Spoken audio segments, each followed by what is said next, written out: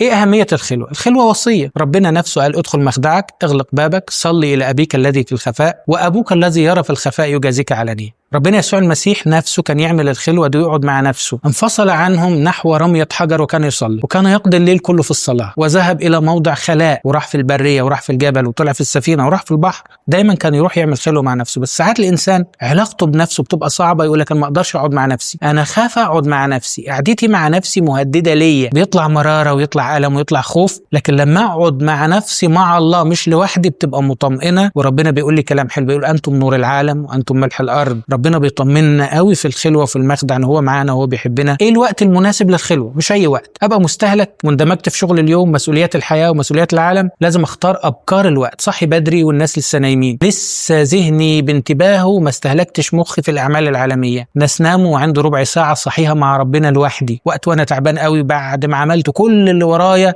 فتات الوقت والوقت الساقط مني. ده ما ينفعش. الخلوه هي اللي بتخدم على اليوم كله، على الحياه كلها.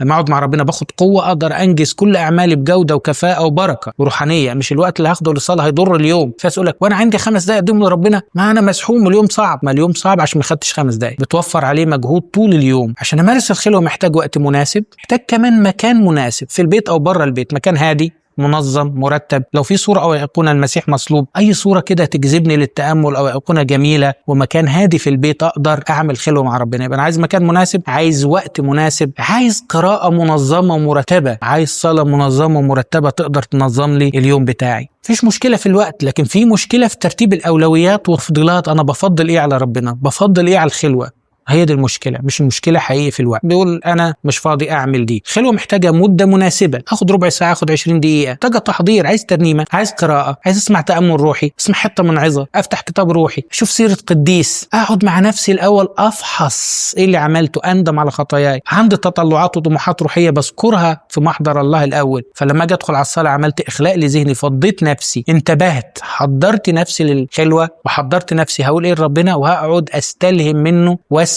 منه هو عايز يقول لي ايه النهارده، وايه الرساله اللي بيبنيها فيا، وايه التغيير اللي بيحدثه في نفسي. ملاحظه جميله، لما بثبت المكان وثبت الميعاد وحافظ عليهم والتزم بيهم، ده بيحافظ على علاقتي بالله، بيحافظ على نموي، بيحافظ على خلوتي. لما ما اطلعش قبل الميعاد المحدد، اقول انا ليه ربع ساعه، اطلع بعد 10 دقائق، بعد 12 دقيقه، كده بتبتدي الخلوه بتاعتي تتضرب. فلو انتظمت في الميعاد والمكان والوقت والاولويات اترتبت، هقدر يحصل لي نمو روحي. ولما ده ما بيحصلش بالشكل الصحيح، ما تكملش الخلوه، بنيجي بعد شويه نقطع علاقتنا بالله ونبعد، وندور نرجع تاني ونبعد. عدم الانتظام ده بيخليني الرخاوة لا تمسك صيدا.